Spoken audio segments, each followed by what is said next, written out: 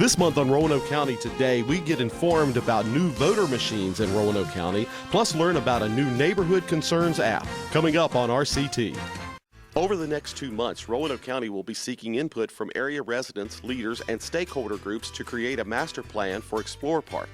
This plan will make specific recommendations for future park improvements while serving as a guide to manage the facility's development over the next 20 years. 4 community meetings have been established to gather public feedback. Roanoke County will also be reaching out to representatives from community groups that have a special interest in the park and elected officials for topic-focused discussions.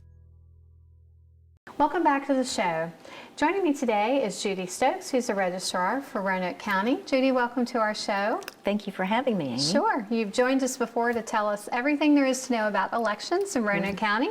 So we're glad to have you back today and tell us about the new voting machines that we now have. So tell us a little bit about what happened to the old voting machines and what we're doing now. Right. Okay. Several years ago, the General Assembly enacted legislation that prohibits us from replacing our touchscreen machine with more touchscreen. When they become inoperable and we have to replace them, any locality has to replace them with paper ballots and optical or digital scan equipment. Okay. And the State Board of Elections decertified our equipment in April, so that really sped up the process for us. Sure.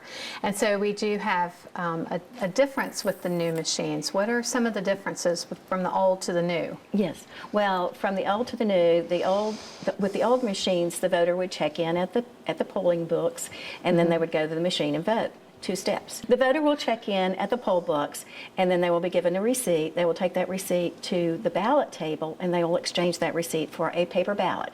Then they will go to a marking station like this, mark their ballot with a pen, then they will take it to the scanner and insert it in the scanner.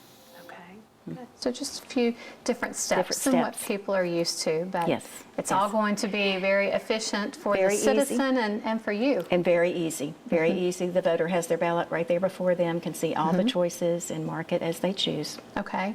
Let's walk through an actual voting example, but first there's 2 machines here. Right. Tell us what these 2 machines are. These are unison equipment. This is the scanner that actually scans the paper ballots.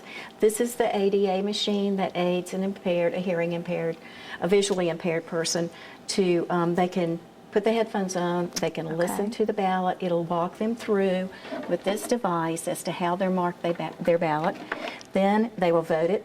It will come out here, a ballot, and then it's taken and scanned in that machine. Okay, good. Very good. And then tell us about this machine. How does it work?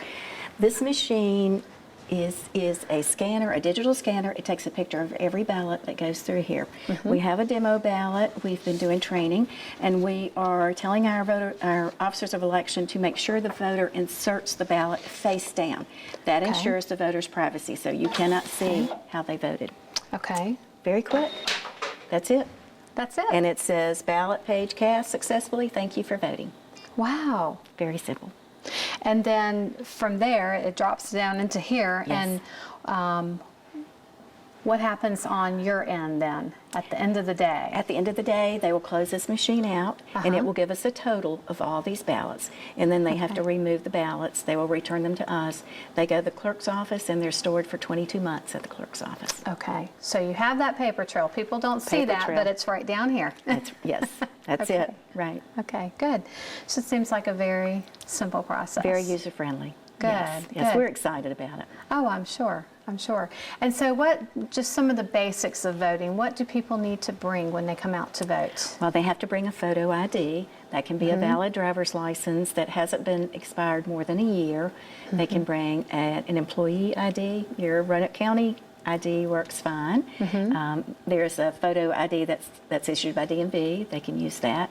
A passport, a government-issued photo ID, or a student ID issued by a institution of higher learning within the Commonwealth of Virginia. And if a voter does not have one of those forms of ID, we have equipment in our office that we can provide a photo ID to a voter for voting purposes only. Okay, that's good to know. People may not be aware of that. Right. We don't want to give anybody the opportunity not to vote. Absolutely. Good. And how about absentee voting? Absentee What's voting, involved? we begin absentee voting 45 days prior to an election. We have two ways that a person can absentee vote. They can request a ballot from us by completing an absentee ballot application. We can mail it to them, or they can come in our office and they can complete that same application and vote there without having to go back and forth through the mail. Sure. Okay. And where can people find out about where their precinct is? If the voter will go to Roanoke County website, Roanoke County, and if they will check on elections, then we have two links. We have a link to where do I vote and what's on my ballot. Okay, so RoanokeCountyVA.gov is our website, Yes. and then from there, look for elections. Right. Okay, good. And one more thing about curbside voting. Not everyone can get out and make it into a building to vote, so there's something Right. special that you offer to them. Yes, we do. We will take this same ballot out to the person in the car, give them the privacy to vote it, and then take it in and put it in the scanner. With the old equipment, we took it out, but now, of course, we can't take this equipment out, so we take the ballot out. And what most people don't know, if a person is 65 or older, they are entitled to curbside voting. Oh, okay. Not only just people with disabilities, if they're 65 or older. Okay, that's good to know. Great. There's a lot of exciting things. You have an Yes. election coming up soon, Yes, so I'm sure yes. your office is very busy. Right, and if we could give you some deadlines, that would be helpful too. Okay. October 13th is the last day for voter registration. Okay. October 27th is the last day to request an absentee ballot by mail. And then October 31st, the Saturday before the election, we will be open, and that's the last day to absentee vote in person. Okay, very good. Thank you so much for that. Thank you. We appreciate it. Sure. We'll be right back. A pet is a friend. They are playful, loyal, and every pet wants and deserves a forever home. Did you know the Regional Center for Animal Care and Protection has many pets that are available for adoption? Our adoptable pets are listed online with pictures and descriptions, or you can visit us at 1510 Baldwin Avenue, Monday through Saturday, 11:30 a.m. to 6 p.m. For more info about providing a pet a forever home, contact Roxy Brown at the Regional Center for Animal Care and Protection. Remember, there's no place like a forever home, so adopt today. Welcome back to Roanoke County Today. My name is Brian Klingenpeel, and I'm the Public Education Specialist for Roanoke County Fire and Rescue. It's Fire Prevention Week once again. Fire Prevention Week is always in October. It's always in the week that contains October the 9th, because Fire Prevention Week commemorates the Great Chicago Fire of 1871 that happened on October the 9th. It was a very devastating fire that killed hundreds and burned down thousands of structures, and the National Fire Protection Association wants to make sure that that never happens again, and that's how Fire Prevention Week was started. The theme for Fire Prevention Week this year is Hear the Beep Where You Sleep. And we're trying to make sure that everyone has smoke alarms, yes, but that they have their smoke alarms in the right places.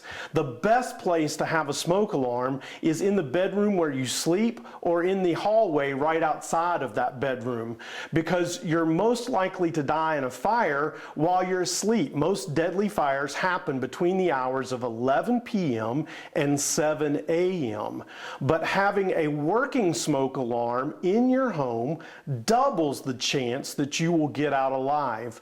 So we really want to get out the message this Fire Prevention Week to all Roanoke County citizens that you need to have a working smoke alarm near the bedrooms. Lots of people would like to think that maybe they should put a smoke alarm in the kitchen, because the kitchen is a common place for fires to start. But we have found that what happens is when we put smoke alarms in the kitchen, then we get lots of nuisance alarms. And it's very tempting to take the battery out of the alarm, or just to take the alarm off the wall altogether. And we don't want that to happen. So the kitchen is not the best place to put a smoke alarm. We really encourage you to have one near the bedrooms or in the hallway outside of those bedrooms as well. Another thing to keep in mind is that smoke alarms go bad after 10 years. They have a lifespan of 10 years. So if you think your smoke alarms in your home are older than 10 years, then you need to replace the whole dual alarm. That's very important to remember. We also want to remind Roanoke County citizens to test your alarms once a month, and you need to change the batteries once a year. When you change your clocks is a good time to remember to change your battery. Interconnected smoke alarms are a really good thing to have. If your home has hardwired smoke alarms, probably they are interconnected, and that means that when one goes off, they all go off. So that if the fire is in one area of the house, you're still going to hear the alarm sound even in another area of the house. Also a reminder that if you have hardwired smoke alarms, they probably have a battery backup in them. So those batteries still need to be changed because you want that smoke alarm to work even in the event of a power outage.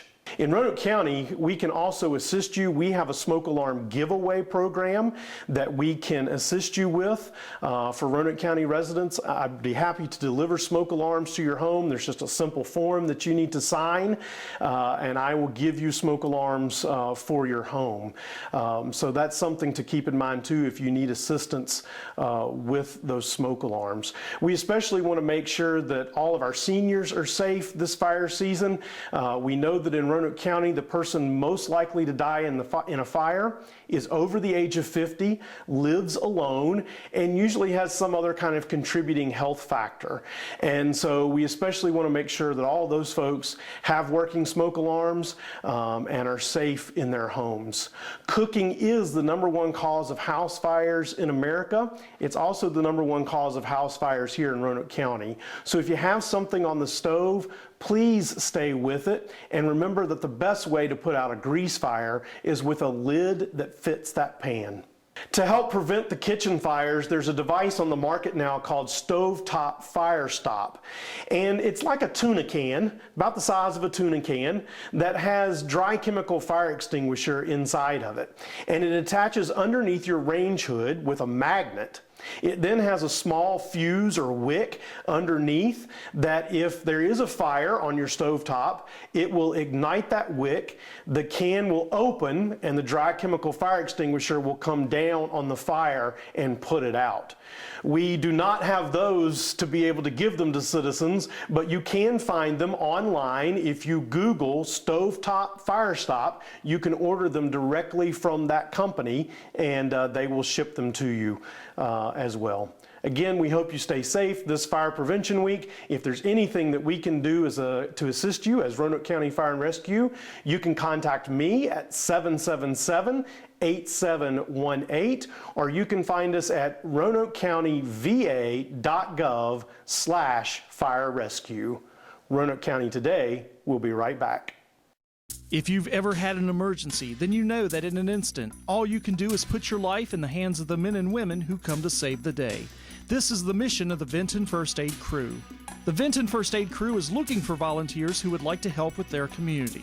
For more information on becoming a volunteer, call 540-983-0641, send an email to volunteer@vintonems.com, or you can visit their website at vintonems.com. Welcome back to the show. Joining me today is John Murphy, Zoning Administrator for Roanoke County, and Todd Moreland, who's a GIS Analyst for Roanoke County. Gentlemen, welcome to the show. Thank you. Thank you. Glad to have you here today.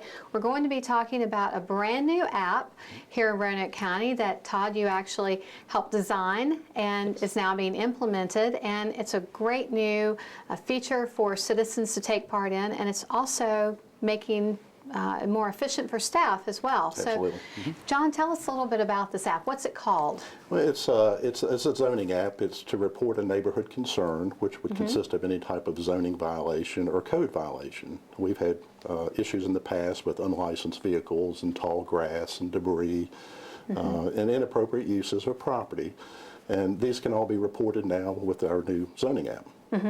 So before, people were calling in or Correct. writing They would letters. call, write, email, and we had an old system, and just like with technology, things evolve. And this is a very, very modern system that links to our GIS system. So it's very efficient for our staff. And it's more user-friendly for the citizens as well. Sure. And nowadays, everything is online. So if you can't do it online, then you need to rethink the way you do That's right. things. So That's right. we're keeping up with the times. Absolutely. Good. So Todd, tell us a little bit about this program. You have worked on it so hard with John and his staff, and kind of give us a demo on what it does. All right. First, our app is accessible directly off of the county's homepage under the county spotlight. So when you go into the app, it looks like a typical form that you may see, but as John pointed out, this is linked to our GIS, which means that it is map-based in the end, so that you don't have to worry about knowing the exact address of a place. So starting off at the top of the form, just to do a demo, we're going to choose tall grass, and shall we give this a name? That's one of the top complaints we receive in the county, isn't it? Correct.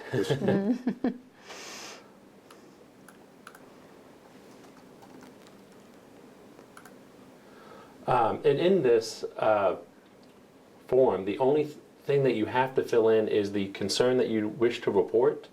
All the other fields we would like you to fill out, but they can be omitted if need be. Okay. I'm going to enter our address. So if someone wanted to make an anonymous complaint, this would allow them to do that?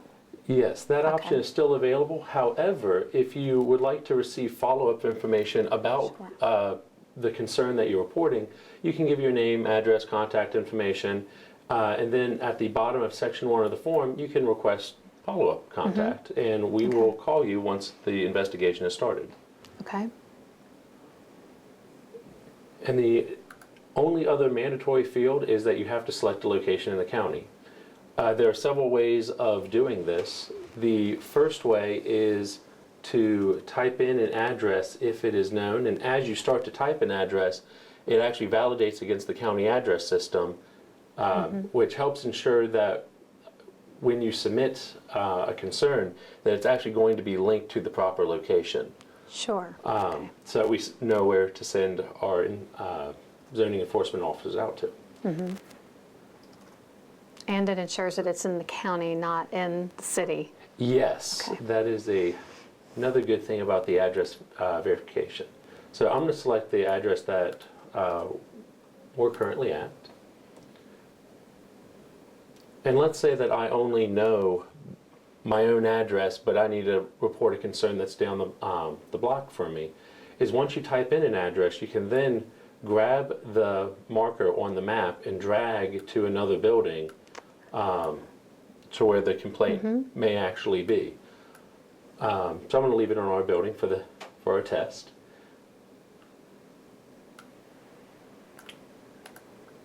And once you submit the form, you get this confirmation page that gives you a case number that you can actually use to verify your concern both online, or you can use it and call in to us.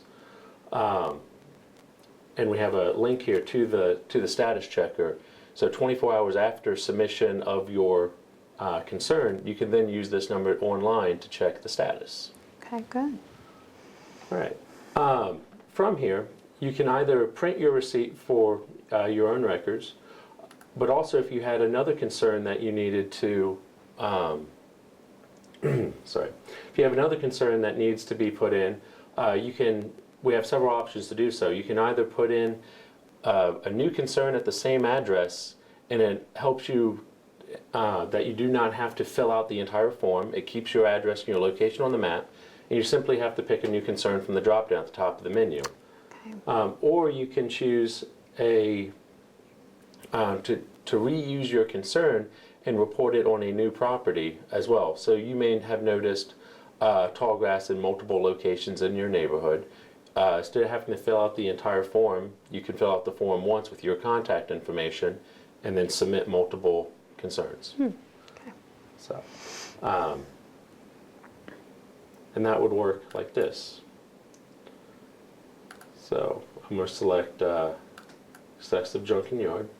But if you notice, my name and my address that I filled out earlier are still there, and the request contact is still there.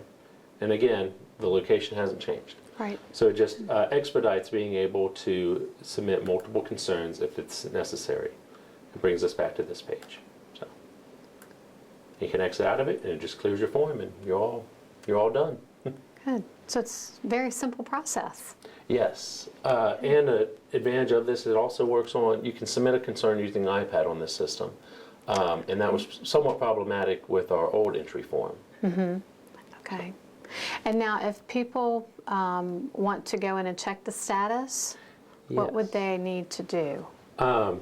So the status on a case would be available 24 hours after submittal. And at the top of this page, or from the confirmation box that pops up after you submit, there's a link to our status checker.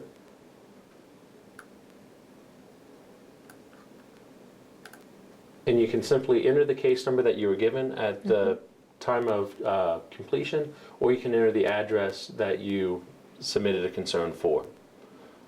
Okay. And then you'll receive information back in this box, or someone will call? You will receive information back directly in this box telling the status of your concern and when was the last time that we went out and inspected it. If you need more specific information of that past that, you will have to call into staff. Okay, great. So this is a very efficient tool.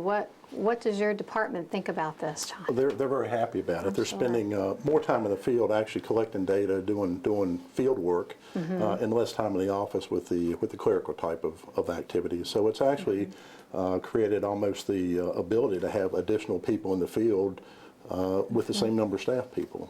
They have iPads that they're collecting data from, taking photographs, and then they upload it. And the neat thing about this system is the system automatically generates the letters depending on the type of violation each day. So the next day there's a stack of letters and envelopes that are prepared, that are ready to go out in the mail. So it's very efficient compared to what we were using previously. Sure. And those letters you're referring to are letters from your office to that address where there had been a complaint, letting them know there's a violation. That's correct, yes. Okay, good. Well, this has really streamlined the whole process of work for you. It really has. You know, originally we started with an online complaint form, and that was the first attempt at it, and that was in place for several years. But this new system is much more efficient, and it creates more accountability too. We have cross-checks within the system to make sure that things have been inspected within a timely manner, and that there's follow-up with the citizens when they click the box that they want to be contacted. And it also brings a lot of accountability back to your department as well. That's correct. That's always important to do. Absolutely. Always accountable to our citizens.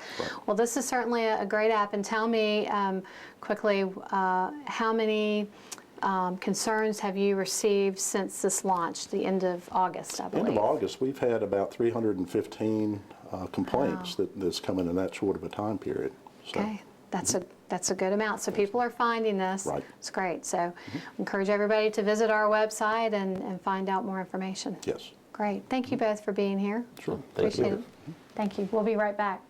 Do you have a neighborhood concern in Roanoke County? You can now report zoning violations online by using the Neighborhood Concern Submission Form. Simply select a zoning code and add any details about your concern. Provide your name and contact info and choose to opt in so we can provide you with follow-up reports. Enter an address for your concern or select the location from the map and click Submit Entry. You will receive a case number that lets you track the status of your concern at any time. Submit your neighborhood concerns at roanokecountyva.gov/zoning app. I'm joined by Doug Blunt, Director of Roanoke County Parks, Recreation, and Tourism, and we're here at Explore Park, where it's a very exciting time this fall as we embark on a new master plan process for the facility. First of all, Doug, tell us about the general timeline of this master plan implementation. Well, what we're doing is we're beginning the master planning process early this fall, and it will proceed all the way through early 2016. We will have a community engagement period in September and October October for folks to be able to share their thoughts of what they would like to see out at Explorer Park. And then we will have a period of where our consultants are working on developing kind of that roadmap per se of the master plan, and then we would like to have it completed by the end of February 2016, and then ultimately presented to the Board of Supervisors in March of 2016. Well, let's talk a little bit about the individual pieces of that. The first piece of the master plan actually began back in July with an initial consultation with our consultants. Talk about that and then how we're progressing. Well, what we did was our consultant is Wallace Roberts and Todd. They're out of Pennsylvania, and what we did with them is had a kickoff meeting, sit down and talk about the design of the master plan, how we want to be able to design the process, how we want to be able to have the citizen engagement for the process, how we're going to communicate throughout the process with our citizens, how we're going to put all of the parts and pieces together to create that roadmap so that we kind of have a direction that we'd like to take the park in over the next 15 to 20 years. And I think you really hit on it. One of the things that came up in that initial meeting was the extent to which we want to involve both Roanoke County citizens and the community at large in this process. Can you talk about that a little bit? Well, it's really important. I mean, this park we want it to be a world-class facility for not only Roanoke County residents, but for the entire Roanoke metro area. And we want it to be a regional facility. We want it to be to where we can attract all interest levels for outdoor recreation, whether that's passive, active recreation, whether you're a novice or an expert. And so this is folks' opportunity to come out and tell us what they want to see and help to influence this final footprint for Explorer Park. So with that community engagement, there'll be a series of community meetings that will be held. We'll also be doing focus groups with some stakeholders in the area. That would be the community groups as well as leaders and elected officials from the community. And finally, we'll be doing a community survey throughout the month of October. And you can find all that information online at www.explorerpark.org/master plan. It's a great way to keep informed about all that, and we're really going to be letting folks know throughout the entire process how things are going. Now, after that, what is the end result? What's the master plan ultimately going to provide Roanoke County? Well, the master plan provides us with the roadmap for how we want to go about to utilize the park. How we want to be able to either have some type of different types of programming, development at the park, if we want to bring in public-private partnerships to help in terms of developing different recreation amenities. This is going to give us that plan of how we want to go about building the park. It will also have different phases to where, you know, we will see over the years how we will implement the different aspects of the master plan. And then it also helps us from an investment standpoint of what it really takes to be able to offer programs, takes care of the park in terms of maintenance plans, and then having that overall business plan for being able to make the park more sustainable for local use. This is a little bit unusual compared to some master plans in that it includes a complete business model as well as utilities model as well. That's exactly right. This is we are taking a different approach. We're very serious about ensuring the sustainability of where the park will be able to succeed with not only just having aspects from your local government that are participating in Explorer Park, but also getting others to help partner with us to be able to build the infrastructure, to be able to build the programming base, the different recreational amenities. And that goes right back to that community engagement that we keep talking about. These are groups that are meeting with us, the stakeholders, individuals that come out for these meetings are going to be engaged in the process, we hope, for years to come, and a continued community engagement process here at Explorer Park. So we look forward to you coming out at one of our town hall meetings and looking online for information about all of these master plan items at www.explorerpark.org/masterplan. A little soap and water can go a long way. When you wash your car in a driveway, the soap, oil, and grease can flow into storm drains and pollute our rivers and streams. Always try to wash your car on the lawn. This will allow the water to soak into the ground. If you have to wash your car in a driveway, make sure the water drains onto your lawn and not a storm drain. Use a biodegradable soap. Dump your wash bucket in your sink or allow it to filter through the grass. It's easy to keep your car and our waterways clean by doing the right thing.